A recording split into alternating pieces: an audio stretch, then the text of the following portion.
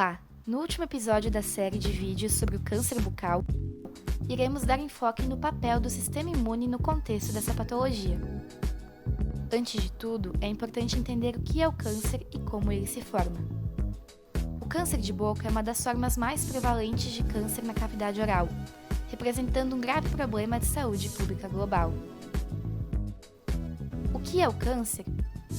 O câncer bucal é uma neoplasia maligna que pode afetar qualquer parte da cavidade oral, incluindo lábios, língua, gengivas, bochechas, palato e assoalho da boca.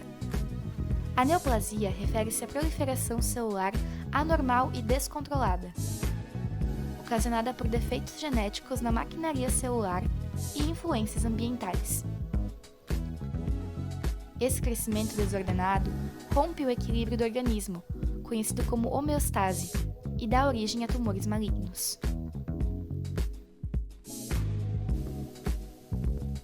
No Brasil, o câncer de boca é o quinto mais comum entre os homens e o oitavo entre as mulheres. Segundo o Instituto Nacional do Câncer, estima-se que cerca de 16.370 novos casos por ano entre 2023 e 2025, sendo 11.180 em homens e 5.190 em mulheres. A maioria dos casos ocorre em pessoas com mais de 40 anos, especialmente naquelas com histórico de tabagismo e consumo de álcool. A taxa de mortalidade é alta, principalmente devido ao diagnóstico tardio, o que destaca a importância da detecção precoce e da campanha de conscientização. Intervenções específicas de saúde pública são essenciais para abordar esses fatores de risco e promover o diagnóstico precoce. A exposição a fatores externos está diretamente relacionada à desregulação da atividade celular. Os principais agentes que contribuem para o desenvolvimento de neoplasias malignas incluem tabagismo, responsável por cerca de 22% das mortes por câncer, segundo o Instituto Nacional do Câncer. Radiação ultravioleta, produtos químicos e poluentes ambientais aumentam o risco de neoplasias malignas. Vírus HPV. O papilomavírus humano, HPV, especialmente o tipo 16, é o principal agente oncogênico relacionado ao câncer bucal. Quando o HPV infecta as células da mucosa oral ou da orofaringe, ele pode integrar seu material genético ao DNA das células, desativando genes que controlam o crescimento celular, como os genes supressores de tumor. Esse processo leva à multiplicação descontrolada das células, que com o tempo podem formar tumores malignos. Vamos falar um pouco sobre o papel do sistema imune na etiologia do câncer e como ele funciona no corpo?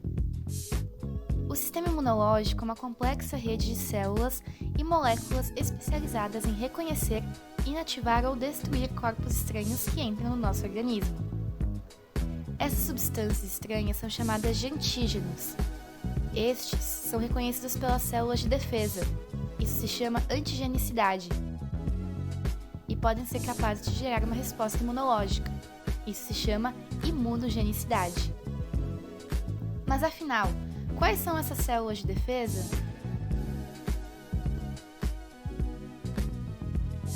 Macrófagos, monócitos, neutrófilos, eosinófilos, basófilos, mastócitos, células natural killer, células dendríticas e leucócitos. No nosso corpo, o sistema imune pode ser dividido em dois tipos. O sistema imune inato é aquele que nos acompanha desde o nascimento, nossa primeira linha de defesa. Ele age de forma rápida assim que o invasor aparece, para tentar combatê-lo. Constituído pelas nossas barreiras físicas, como a pele, secreções, como o suor e por células fagocitárias, como os macrófagos, neutrófagos e células dendríticas, que são as principais responsáveis por envolver o antígeno e apresentá-lo para outras células específicas. Se o sistema imune inato não tiver sucesso em combater o patógeno, o sistema imune adaptativo entra em ação. É responsável pela resposta específica a certos tipos de invasores. Através de células chamadas de linfócitos, essa resposta será desencadeada. Eles desencadeiam uma memória imunológica, a partir do primeiro contato com o patógeno, ou seja, guardam as informações sobre esse invasor e quando entram em contato novamente, o corpo se lembra e reage de forma mais rápida. Os linfócitos são divididos em dois grupos, os linfócitos T e B. Os linfócitos B são responsáveis pela produção de anticorpos que irão combater os antígenos de modo específico. Os linfócitos T se dividem em TCD4 e TCD8. Os TCD4 são os linfócitos T auxiliares. Atuam como coordenadores do sistema imune, liberando citocinas, mediadores químicos que ativam outras células, como os linfócitos TCD8. Os TCD8 são os linfócitos T citotóxicos, que liberam substâncias tóxicas que destroem diretamente a célula infectada. Na prática, é mais ou menos assim que acontece. O antígeno que acabou de entrar no corpo é reconhecido pelas células apresentadoras de antígeno, como macrófagos e células dendríticas, que apresentam esse antígeno ao linfócito T auxiliar, TCD4. Quando essa interação ocorre, os linfócitos T auxiliares liberam citocinas, que ativam os linfócitos T citotóxicos, TCD8, que irão liberar substâncias para que a célula parasitada morra. Agora que sabemos mais sobre como o sistema imune funciona no geral, como será que ele está relacionado ao processo cancerígeno? As células tumorais apresentam antígenos de superfície diferentes das células saudáveis. Elas são capazes de serem reconhecidas por macrófagos, células NK e linfócitos. Esse mecanismo se chama imunovigilância antitumoral. Mas então, como as neoplasias conseguem se desenvolver? A teoria que explica o desenvolvimento tumoral é chamada de teoria da imunoedição e consiste em 3 E's que levam à progressão tumoral. Fase de eliminação. É a ação da imunovigilância, na qual as células do sistema imune inato e adaptativo atuam destruindo as células tumorais suscetíveis. Fase de equilíbrio. Células tumorais que persistiram à fase de eliminação permanecem em equilíbrio com as células imunovigilantes, e há a seleção de células malignas menos imunogênicas. Isso dará progressão à neoplasia. Fase de escape. É a fase na qual as células neoplásicas menos imunogênicas irão se proliferar incontrolavelmente e o tumor é clinicamente detectável.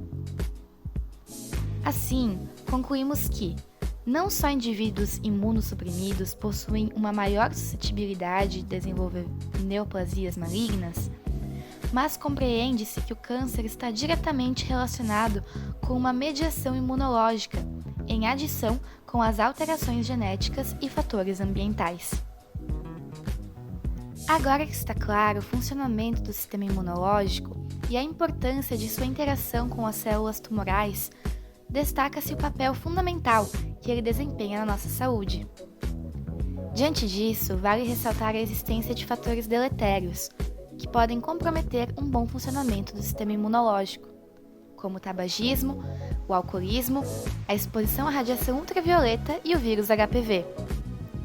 Por isso, é importante manter hábitos saudáveis, que minimizem a exposição desses fatores de risco, tal qual reduzir a exposição ao álcool e tabaco, aderir à vacinação e utilizar proteção contra os raios UV. Lembre-se também de estar atento aos sinais bucais, como lesões que não cicatrizam por mais de 15 dias, manchas vermelhas ou esbranquiçadas e nódulos no pescoço. A identificação precoce de alterações na cavidade oral pode ser crucial para um tratamento bem-sucedido. Então não deixe de ir ao cirurgião dentista ao notar essas manifestações. Por fim, vamos deixar algumas perguntas para testar seus conhecimentos. Verdadeiro ou falso? 1. Tabagismo, exposição a raios UV e vírus HPV são fatores de risco para o desenvolvimento de câncer de boca?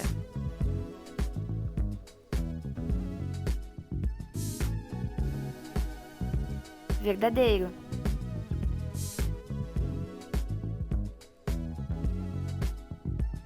2.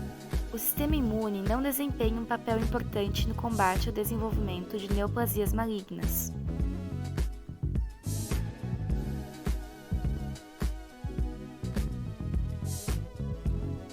Falso. 3. A teoria que explica o desenvolvimento tumoral é chamada de teoria da imunoedição. Ela consiste em 3 fases: eliminação, equilíbrio e escape.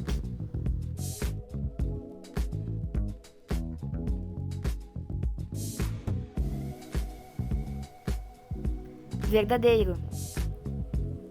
Se você gostou desse vídeo, deixe seu like, inscreva-se no canal e compartilhe com quem precisa dessa informação. Até a próxima!